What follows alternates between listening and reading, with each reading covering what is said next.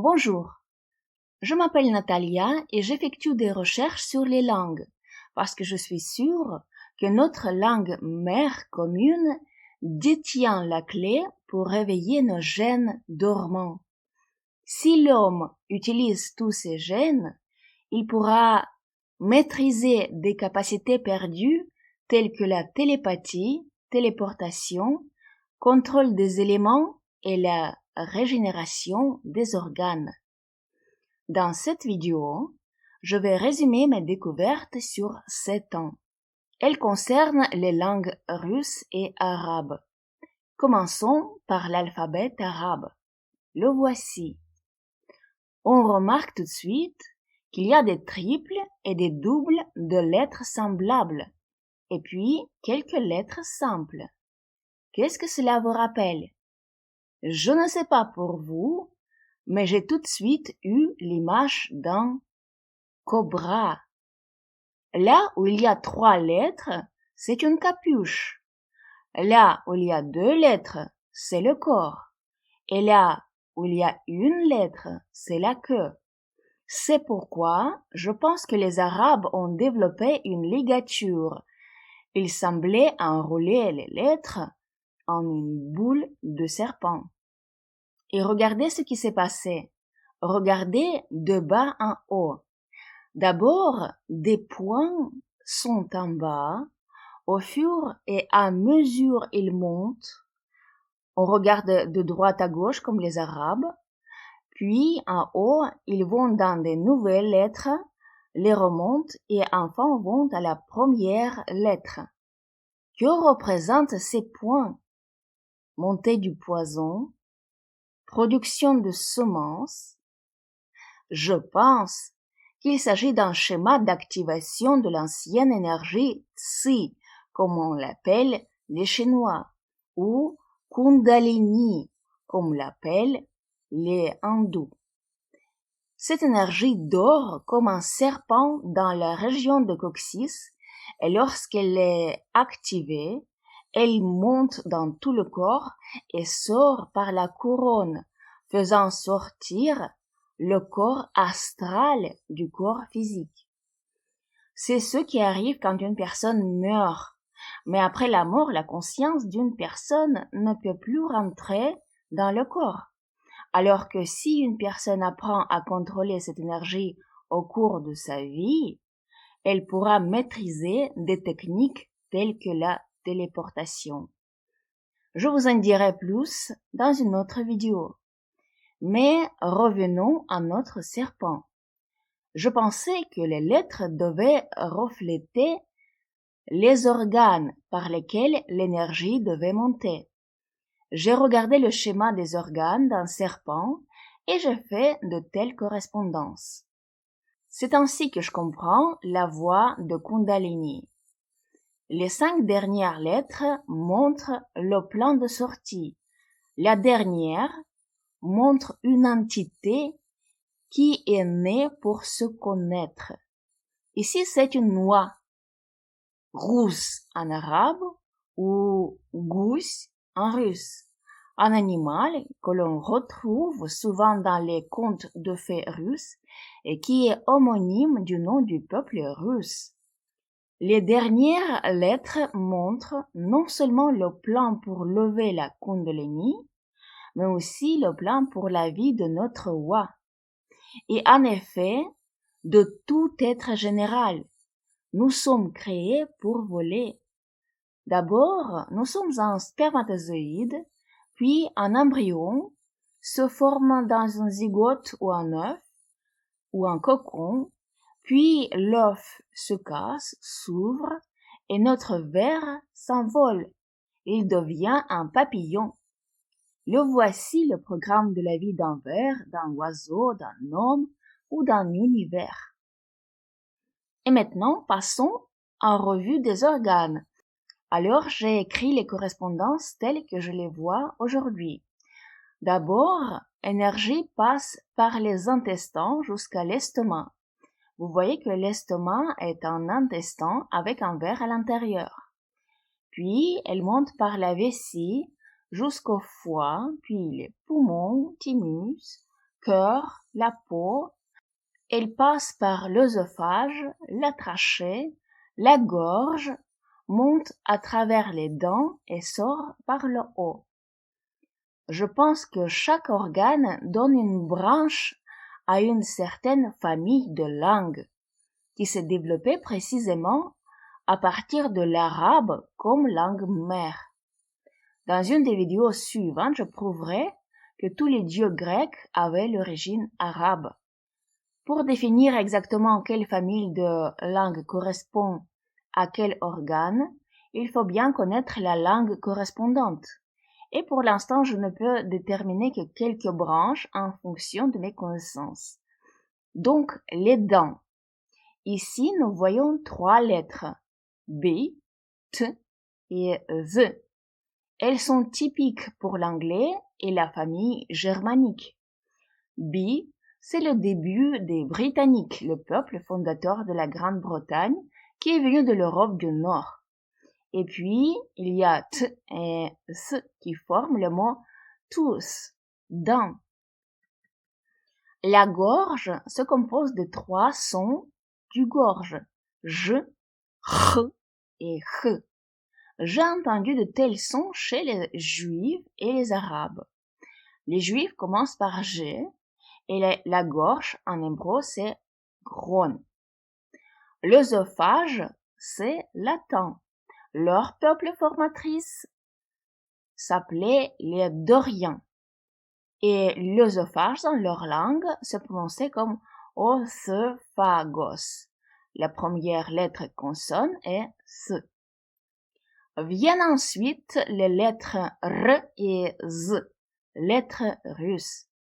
R, Russie, et Z, Zob, qui signifie une trachée.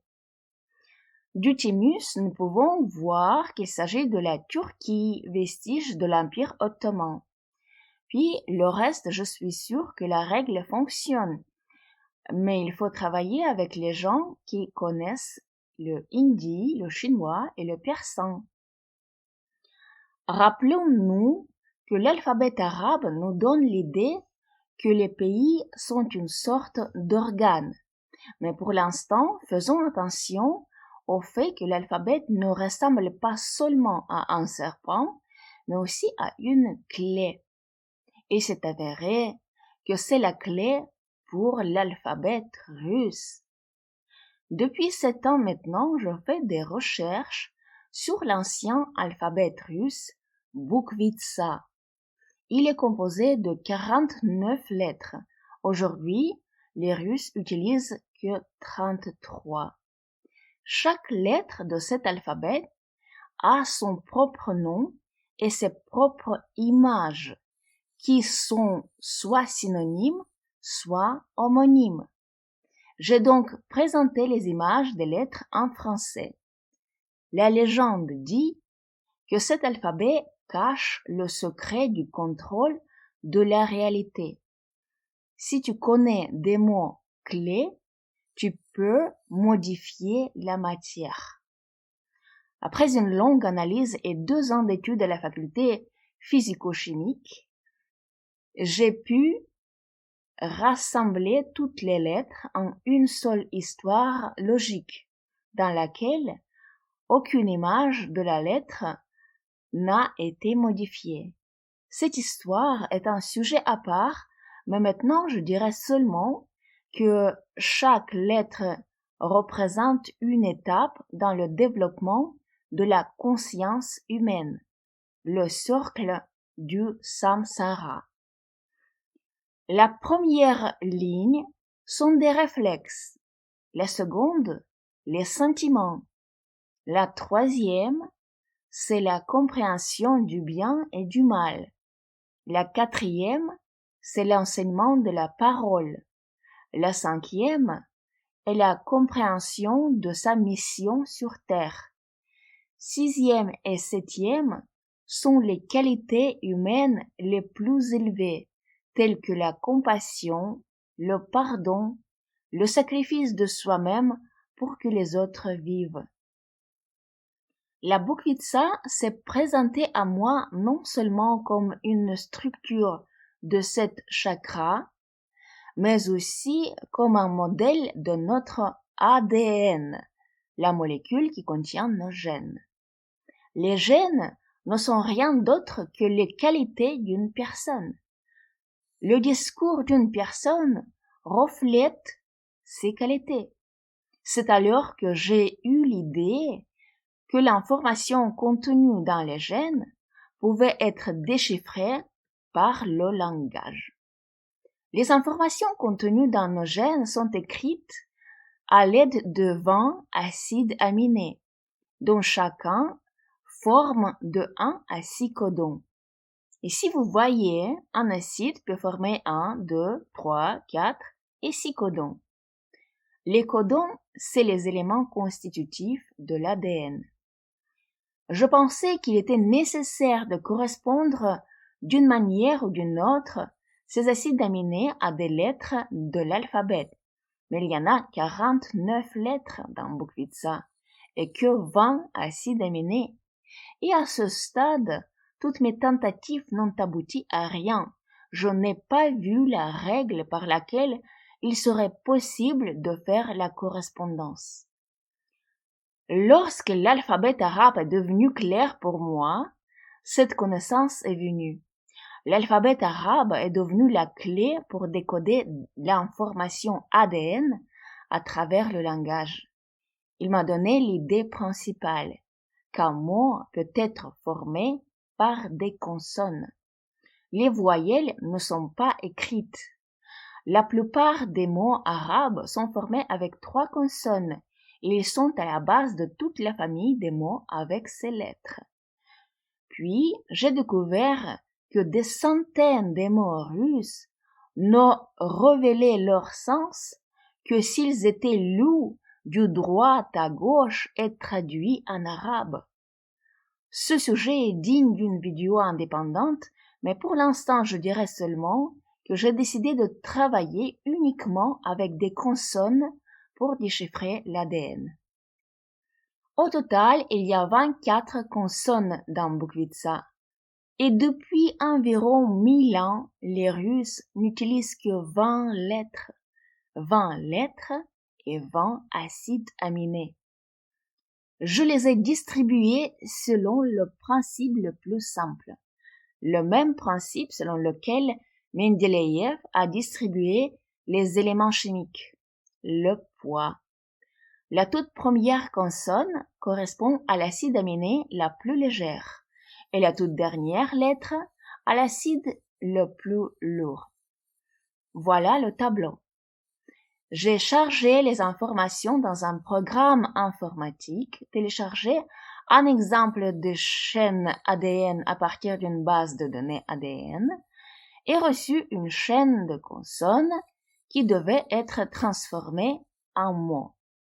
Il a fallu du temps pour travailler là-dessus. J'ai dû compléter un dictionnaire des options des mots possibles. Mais à la fin, un message est sorti dont la traduction ressemble à ceci. Ma fille, je suis désolée pour toi. Ton enfant sera sans père. Il ne sera pas baptisé. Il n'aura pas de nom. Et je devrais travailler comme un taureau pour vous nourrir tous les deux. Je refuse de le faire, il faut que tu te débarrasses de l'enfant. J'ai traduit plusieurs messages et j'en suis venue à la conclusion que notre ADN enregistre notre discours. Mais pas n'importe quel discours, mais seulement celui qui décide de notre sort, qui détermine une certaine qualité de notre caractère, qui plus tard se reflètera même dans l'apparence de notre descendant. Cette information passe de génération en génération et les péchés pèsent comme karma sur chaque descendant jusqu'à ce qu'il corrige ce karma. Et quand il le corrige, cette information va dans l'ADN non codant.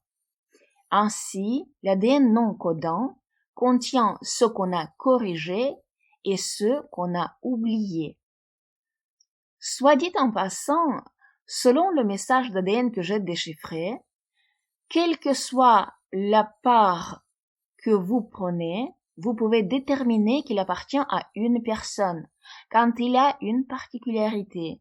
Il répète constamment le mot juja. Il est souvent dit femme en jargon ou plante. Je crois que chaque personne a de telles caractéristiques dans la parole qui déterminent son ADN. Un détail de plus. J'ai fait la correspondance des lettres de l'alphabet anglais avec les acides aminés aussi. Mais la même chaîne ADN ne donne pas les mots compréhensibles. Je pense que les chaînes ADN ne peuvent être lues que dans la langue de leur porteur et de leur ancêtre. C'est logique car une fois que la parole est écrite dans ADN, elle est écrite dans la langue du porteur de l'ADN. Si j'ai de l'ADN américaine, je peux le lire dans la version anglaise de la transcription.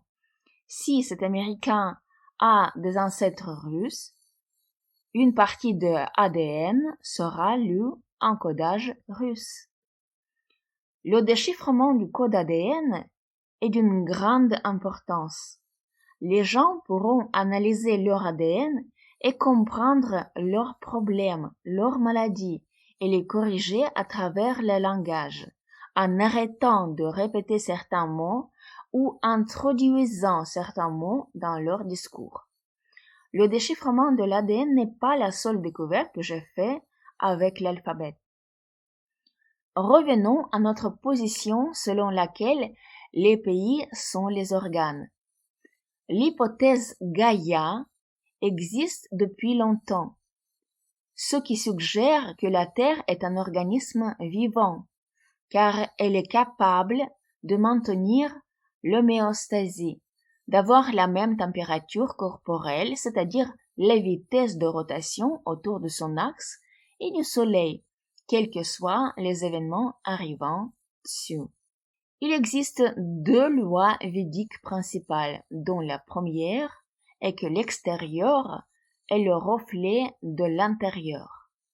Selon cette loi, tout ce que nous voyons autour de nous est le processus qui se produit à l'intérieur de notre corps. Le commerce entre les pays, c'est l'échange de matière dans l'organisme, qu'on appelle le métabolisme. Nous semblons vivre en nous-mêmes et sommes les cellules de la Terre. Les gens forment des familles, les noyaux des cellules de la Terre. Les gens s'unissent dans les pays, les organes de la Terre. Chaque organe a sa propre fonction. Par exemple, les États-Unis sont l'estomac de la Terre. Il est conçu pour décomposer les aliments. Il a beaucoup d'acides, il est agressif. C'est pour ça que dans la Constitution américaine, il y a le droit de porter des armes. La Chine, c'est la peau, l'organe avec le plus grand nombre de cellules.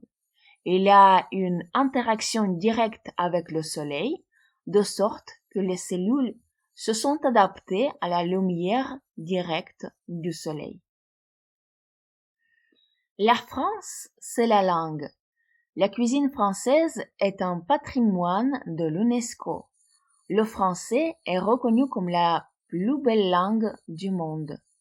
J'ai donné la correspondance de tous les pays aux organes après avoir analysé les constitutions des pays, leur cuisine, leurs traditions, leur rôle dans l'économie mondiale. Une vidéo indépendante sera réalisée à ce sujet. Je ne dirais que les principales correspondances, la Grande-Bretagne, le cervelet, la Russie, le liquide cérébral, les pays avec la terminaison stan, comme Kazakhstan, Ouzbékistan, etc., c'est la colonne vertébrale. Comme nous pouvons le voir, les organes de la Terre ne sont pas les amis les uns avec les autres, ils sont en guerre. Quelle est la cause? Cela est dû au fait que tous les organes, sans exception, sont envahis par des parasites. De plus, les parasites externes reflètent les parasites internes. Les parasites externes sont des monopoles transnationaux qui ont déjà placé leurs lois au-dessus des lois des États et les imposent à travers les parlements corrompus de tous les pays démocratiques. Un autre outil de ces entreprises est la machine de guerre de l'OTAN, avec lesquels les monopoles détruisent le pouvoir dans les pays qui tentent d'empêcher les monopoles de s'emparer des ressources de ces pays. Les monopoles qui investissent dans l'OTAN peuvent être décomposés en 7 domaines. Les monopoles militaires, les géants de l'énergie, la Big Pharma, le système bancaire avec ses prêts, l'industrie de porno, les jeux d'argent et de nombreux clubs privés d'élite aristocratique qui alimentent le racisme. Ces parasites ont localisé leurs agents, les bases de l'OTAN, partout sur la Terre, dans tous les ganglions lymphatiques de notre corps. Dans les pays qui se battent pour leurs ressources, les monopoles ont organisé des coups d'État et installé leur gouvernement fantoche qui leur permettent de mieux voler des ressources. Les parasites nous volent notre énergie et notre chaleur et nous les revendent à des prix exorbitants. Dans tous les pays, le prix du chauffage augmente. Les gens doivent travailler plus pour se réchauffer et le métabolisme du corps dépend de la capacité de chauffage. Si c'est difficile, le commerce diminue. Ces 7 grands monopoles ont des monopoles dérivants qui les servent. Par exemple, tous les médias globaux servent aux géants de l'énergie. Leur tâche est de convaincre la communauté internationale que les pays qui se battent pour leurs ressources sont des régimes autoritaires. Les médias fabriquent les fakes sur la nature sanglante des régimes autoritaires et bloquent complètement les informations sur la façon dont les sociétés transnationales éliminent les peuples vivant à proximité des ressources. Et nous arrivons ici à la question la plus importante, ceux qui se cachent derrière ces monopoles globaux. C'est la découverte la plus importante que j'ai faite dans ma vie. La clé en était dans Boukvitsa. Le fait est que, puisque cet alphabet montre le cycle de vie de tout phénomène, il doit montrer comment la conscience se transforme en matière. J'avais l'habitude de penser que la pensée vient en premier, puis c'est le mot et puis l'action. C'est ainsi que l'idée devient matière. Je veux une crêpe, j'achète les ingrédients et je le fais. Vous pouvez même vous passer de mots comme étape de matérialisation. Quand j'ai regardé la Boukvitsa, j'ai remarqué que la pensée est une des lettres de la 3e ligne. Le mot, c'est une des lettres de la 4e ligne. L'action, c'est une des lettres de la 5e ligne. Alors j'ai pensé que la Boukvitsa m'indiquait les étapes de la matérialisation de l'idée. Mais si la pensée n'est que la 3e étape, alors quelles sont les 2 premières étapes? Dans la 2e ligne, la lettre la plus appropriée est Gerf, le sentiment le plus élevé. C'est-à-dire qu'avant la pensée, il y a le sentiment. Nous ressentons d'abord quelque chose, puis ce quelque chose se transforme en une pensée. C'est logique, je suis d'accord avec ça. Mais qu'il y a alors avant le sentiment? J'ai parcouru la première ligne et j'ai réalisé quelle lettre signifiait la première étape. Cette lettre contient plusieurs images. L'un est le verbe être et l'autre est le verbe manger. C'est là que j'ai compris ce que signifiait l'expression « nous sommes ce que nous mangeons ». J'ai déjà dit que nous semblons vivre en nous-mêmes. Tout ce que nous chargeons en nous-mêmes, nous le chargerons autour de nous. Nous sommes tous les cellules les uns des autres et chaque produit que nous mangeons n'est en fait pas seulement un produit, mais une sorte d'énergie. Par exemple, une pomme, c'est l'énergie d'amour. Et quand je bois du jus de pomme, je télécharge de l'amour à moi et autour de moi. Je vis dans les vibrations des aliments que je mange, que je bois ou que j'inspire. C'est ce que signifie l'expression « nous sommes ce que nous mangeons ». Cela ne veut pas dire que si nous mangeons des légumes, nous devenons un légume, mais que nous vivons dans les événements que ces légumes représentent. Après avoir analysé les étapes de la transition de la conscience à la matière, la chaîne suivante s'est avérée. Nourriture, sentiment, pensée, parole, acte, événement, qui est la réaction à l'acte, et enfin la réaction de la nature, la météo. Cette conclusion a répondu à l'une des principales questions existentielles pour moi. Pourquoi le Dieu nous punit? Les gens ne comprennent pas pourquoi les guerres, les maladies, les accidents leur tombent dessus. Les gens sont sûrs que Dieu les juge selon leurs actes. Mais la réponse est que Dieu juge par rapport à ce qu'on a mangé. Nos actes sont déterminés par ce qu'on a mangé. Nos pensées sont déterminées par ce qu'on a mangé. En fait, tout ce que nous pouvons contrôler, c'est seulement ce qu'on mange. Dès que nous avons avalé de la nourriture, nous ne sommes plus que des spectateurs.